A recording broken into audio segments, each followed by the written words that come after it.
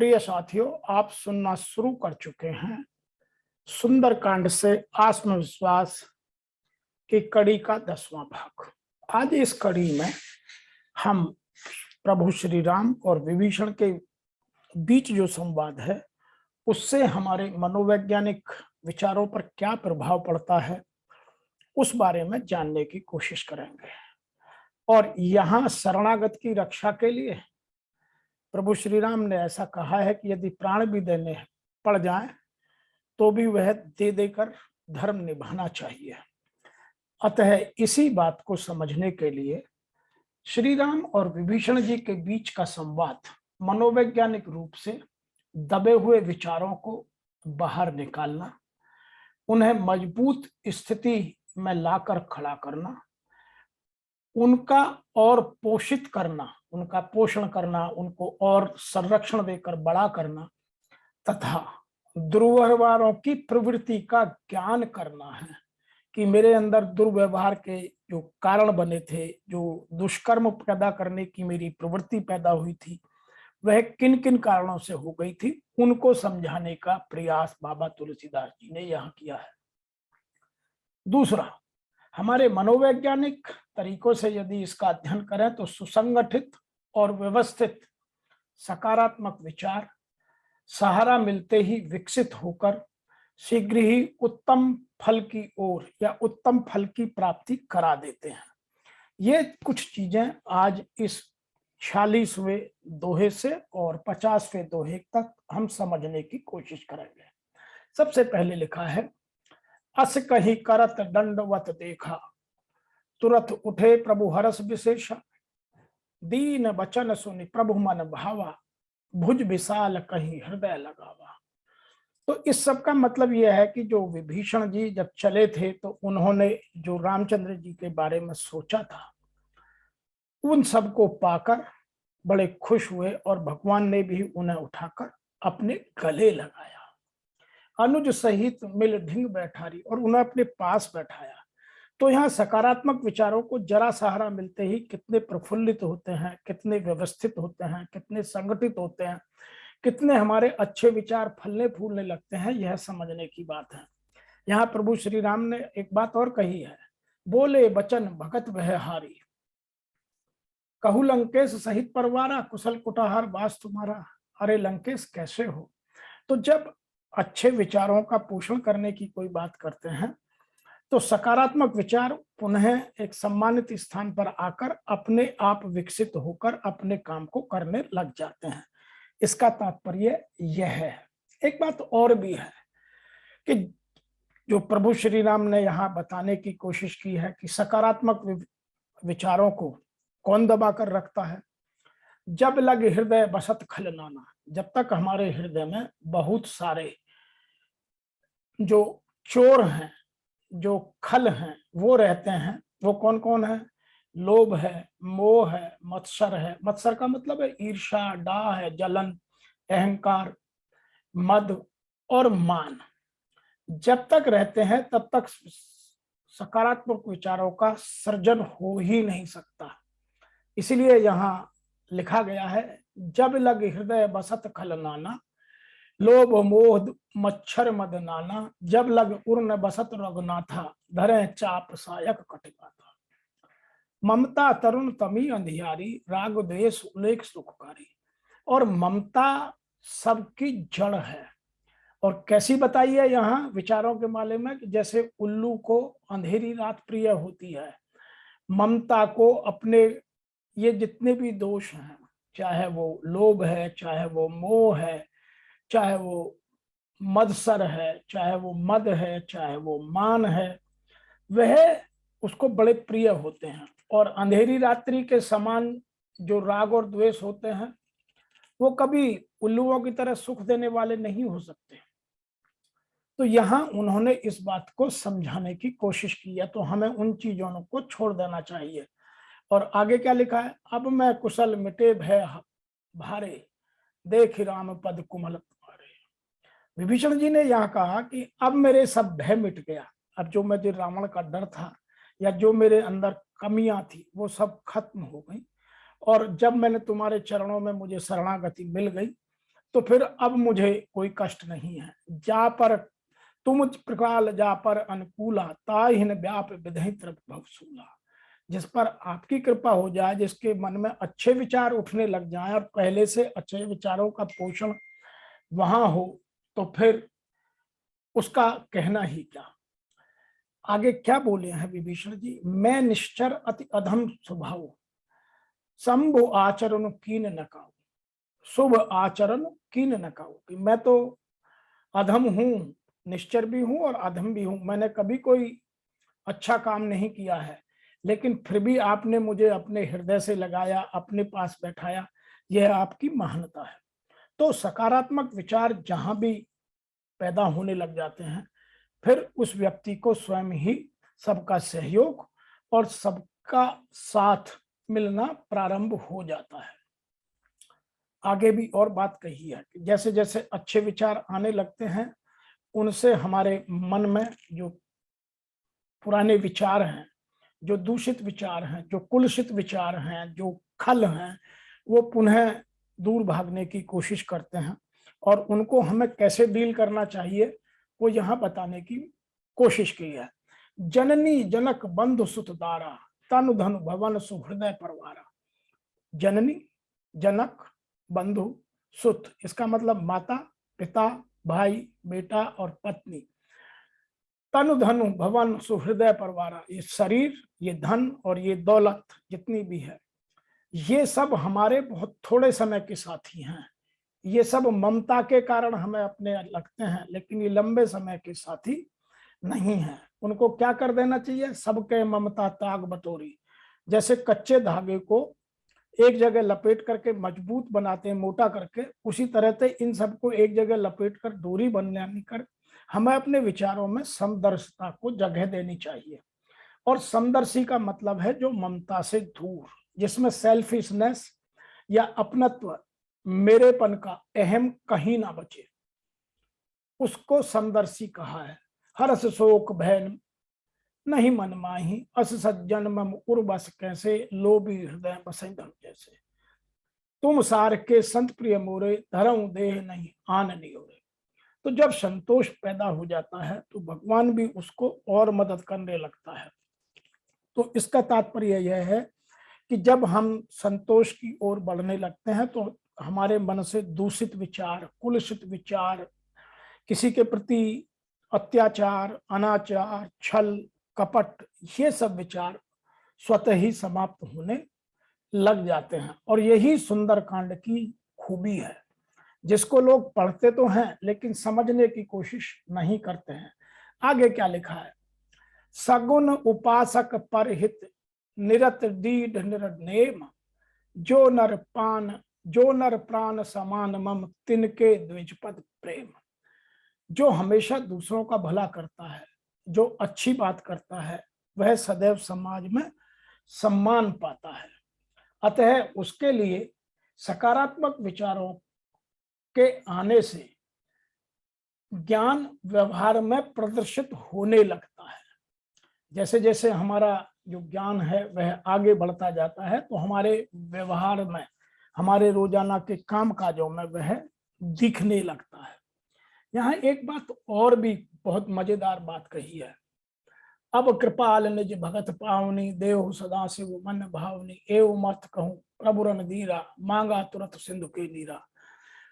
तो उन्होंने जब यह बात कही जा रही है, तो उससे पहले कुछ बातें हमें मनोवैज्ञानिक तरीके से और यहाँ समझनी होगी। यहाँ जो प्रभु श्री राम और विभीषण जी के बीच का संवाद है, उसको थोड़ा सा गहनता से समझना होगा कि प्रभु उनसे उठकर मिले। क्या कहा, तुरंत उठे प्रभु हरस विशेषा। दूसरी बात कही, उनको हृदय से लगाया, भुज विशाल गई हृदय लगावा। फिर उनको अपने निकट बैठाया, अनुज सहित मिल ढिंग बैठारी। फिर उनसे कुशलता पूछी। तो जो एक अच्छे विचारों के जन्म का कारण है, एनवायरमेंट है, वो पूरा जनरेट किया गया। उनसे कुशल पूछी, कौलंकेश सहित परवारा, कुशल कुठार वास तुम्हारा। फिर उनकी दर्द और पीड़ा को समझा, खल मंडली बसहु दिन राति सखा धर्म। तो उन्होंने उसकी हर विभीषण जी की हर बात को समझा, उनके धर्म की सराहना कही, मैं जानो तुम्हार सब रीति, और एक बात और कही, अपना स्वभाव भी कहा, सुनऊ सखा निज कहूं स्वभाव। तो उन्होंने यह सब बात कही। तो यह बात हमें यह समझाने की कोशिश करती है कि हम जब भी किसी सामर्थ्यवान के पास जाएं तो वहां बैठना कभी व्यर्थ नहीं होता। इसीलिए पुराने लोग कहते थे कि हमें बड़े लोगों के साथ बैठकर उनसे कुछ सीखना चाहिए। यहाँ तीन बातें विशेष रूप से बड़े और छोटे के बीच की समझाने की हमें कही गई हैं। सबसे पहले विभीषण जी का तिलक, अब कृपाल निज भक्त पावनी, देव सदा से मन भावनी, एव मस्त कहीं प्रभुरम दीरा, मांगा तुरंत सिंधु कर तुला। जदि सखा तुम जगत सखा तब इच्छा नहीं, प्रभु दरस अमोघ जगमाई। यहाँ श्री राम ने यह कहा कि तुम्हारे मन में कोई इच्छा नहीं है, लेकिन मेरे दर्शन कभी व्यर्थ नहीं जाते। यह बात बताने की यहाँ विशेष रूप से यह है कि बड़े लोगों के साथ, सक्षम लोगों के साथ, सामर्थ्यवान लोगों के साथ बैठने से कभी कोई नुकसान नहीं होता। उनके दर्शन से, उनके विचारों से, उनके हाव भाव से समझना, जानना हमारे लिए बहुत आवश्यक है। और जब हम ये काम करने लगते हैं तो सब तरफ से हमें प्रसन्नता मिलने लगती है। अस कही राम तिलक ते ही सारा, सुमन भ्रष्ट नभ भई अपारा। तो हर तरफ से पूरे देवताओं ने भी वहां फूलों की वृष्टि की, तो हर तरफ से अच्छा ही अच्छाओं का माहौल बनाया। यहाँ बात एक और भी है, रावण क्रोध अनल निज श्वास समीर प्रचंड, जरत विभीषण राखे दीनो राज अखंड। जो संपत शिव राम नहीं दीन दिए दस मात, सोई संपदा विभीषण सकुच दीन रघुनाथ। यहां विचारों की गहनता को समझना बहुत आवश्यक है कि यहाँ विभीषण जी और राम जी के बीच का जो संवाद है वह इस बात को बहुत गहनता से हमें समझाता है कि जो रावण को संपत्ति अपने 10 सर काटने के बाद, अर्थात बहुत मेहनत के बाद श्री शिव ने, प्रभु शिव ने उनको दी, वह संपदा आज विभीषण जी को श्री राम सकुचते हुए दे रहे हैं। क्योंकि उनके मन में यह विचार आ रहा है कि विभीषण यह भी सोच सकता है कि मेरे भाई की संपत्ति मुझे दी जा रही है, इनका क्या जा रहा है। तो यहाँ विचारों की गहनता को समझिए, जबकि विचार यह है कि अच्छे विचारों का पोषण करने के लिए, उनका और डेवलप करने के लिए हमें रोजाना कुछ प्रयास करना और प्रभु की हमारे ऊपर कृपा रहना बहुत आवश्यक है। तो यहाँ यह बात समझने की है कि जब हम इस तरह से अपने विचारों को गहनता से, सुगमता से, सरलता से विकसित करने लगते हैं तो चारों तरफ अच्छा ही अच्छा होने लगता है। इसीलिए सुंदरकांड को पढ़ने के साथ साथ समझना और अपने विचारों में अपनी सामर्थ्य के अनुसार बदलाव लाकर अपने व्यवहार में उनका प्रदर्शन करना अत्यंत आवश्यक है। एक बात और भी यहाँ बहुत इंपॉर्टेंट कही गई है, बोले बचन नीति प्रपालक, करन मनज दन कुल कालक, सुन कपीस लंकापत वीरा, कहीं विबद तरही जलद गंभीरा। प्रभु श्री राम ने जब विभीषण जी को लंका भी दे दी, सब बात कर दी, तो फिर उनसे एक बात पूछी कि आप तो नीतियों के ज्ञाता हैं, आप तो हर तरफ नीति की ही बात करते हैं और आप बहुत घूमते हैं, क्योंकि विभीषण जी ने संसार का भ्रमण बहुत किया है। और उनसे यह जानना कि हम समुद्र को कैसे पार करें, यह रामचंद्र जी की युक्ति थी। सुन कपीस लंकापति वीरा। तो वो कहते हैं कि कपीस, यहाँ सुग्रीव जी को कहा गया है कि हम इनसे यह पूछना चाहते हैं कि इस समुद्र को हम किस तरह से पार करें, और यदि हम इस समुद्र को पार कर जाएंगे तो फिर हमें आसानी से रावण को जीतने में, अर्थात नकारात्मक विचारों को दबाने में, उनको सुव्यवस्थित करने में आसानी होगी। सकल मकर उग झस अत जाति, अति अगार दुस्तर सब भांति, कह लंकेश सुनहु रघुनायक, कोट सिंधु शोषक सब सहायक, जदपि तदपि नीति असगाई, विनय करई सागर सन जाई। यहाँ विभीषण जी कह रहे हैं कि आप तो सब कुछ जानते हैं, फिर भी आप मुझसे पूछ रहे हैं। यह एक तो आपकी महानता है। तो जो अच्छा लीडर होता है वह अपने सहायकों से, अपने सबॉर्डिनेट से हमेशा उनकी राय लेकर ही काम को आगे बढ़ाता है। हालांकि उसको वही करना है जो करना है, लेकिन उन लोगों का मोटिवेशन, मनोबल भी वह बढ़ाता है। दूसरी बात यहाँ एक और भी समझने की है कि वह यह भी जानना चाहते हैं कि समुद्र को पार करने का रास्ता आप मुझे बताएं। तो वो क्या बता रहे हैं? प्रभु तुम्हार कुल प्रभु तुम्हार कुल गुरु जलद कहे उपाय विचार, बिन प्रयास सागर तरही सकल भालु कपिधार। वो यह पूछ रहे हैं कि हम इसे कैसे पार करें। तो यहाँ विभीषण जी एक अच्छे विशेषज्ञ की तरह से सही सलाह दे रहे हैं कि आप सब कुछ जानते हैं, आपने बहुत अच्छा सोचा है, बिना पार प्रयास के हम पार करना चाहते हैं, तो सबसे पहले आप समुद्र की पूजा कीजिए, समुद्र से रास्ता मांगिए। और उन्होंने जब यह बात जानने की कोशिश की है तो उसका वर्णन बाबा तुलसीदास जी ने आगे के श्लोकों में किया है। तो जब हम आगे के श्लोकों में इस बात की चर्चा, आगे के दोहों में इस बात की चर्चा करेंगे, तो उन्हें हम विस्तार से समझने की और आपके साथ व्याख्या करने की कोशिश करेंगे। आज इतना ही कि जब हमारे पास जो रिसोर्सेज हों उनको हम सकारात्मक रूप से किस तरह से प्रयोग में ला सकते हैं।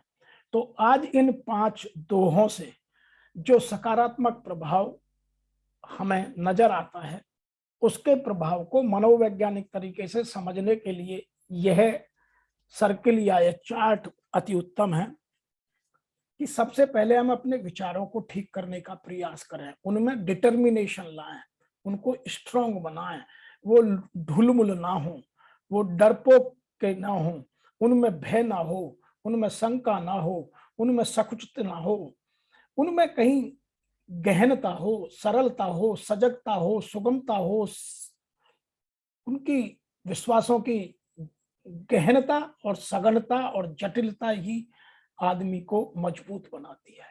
दूसरा है कि हमारे बिलीव, जो मेरे अपने विश्वास हैं, जिन पर मैं काम कर रहा हूं, जो मैंने अपने बचपन से लेकर के अब तक अपना वैल्यू सिस्टम बनाया है, वह कितना मजबूत है। और यदि वो दो चीजें, थॉट प्रोसेस और मेरा बिलीव सिस्टम स्ट्रांग है, तो मेरी फीलिंग्स और इमोशंस ऑटोमेटिकली अपने आप बढ़िया हो जाएंगी और वो मेरे व्यवहार को इन्फ्लुएंस करेंगी। तो मेरे एक्शंस में, मेरे कामों में वह चीजें नजर आने लगेंगी। तो सुंदर कांड हमारे आचरण को, हमारे व्यवहार को सुंदर करने के लिए एक एक तरीका और हमारे जीवन में आने वाली एक एक समस्या का निदान हमें बताता है। हम कितनी सुगमता से सोचते हैं, समझते हैं, या इनका अध्ययन कर अपने जीवन में बदलाव करने की कोशिश करते हैं, यह हम पर निर्भर करता है। वर्तमान में सुंदरकांड का पाठ सबसे ज्यादा किया जा रहा है, लेकिन दुर्भाग्यवश इसको जानने वाले आज भी बहुत कम हैं, क्योंकि हम इसको किसी और तरीके से केवल रिसाइट करते हैं। इसको अपने आचरण में उतारने के लिए उसको समझना और उसमें समझकर अपने जीवन में बदलाव करने का प्रयास नहीं करते। अतः आप मेरी इस व्याख्या को सुनकर अपने विचार में, अपने विचारों में बदलाव लाने का प्रयास कीजिए और अपने जीवन को सफल बनाइए। आज इतना ही, फिर शीघ्र मिलते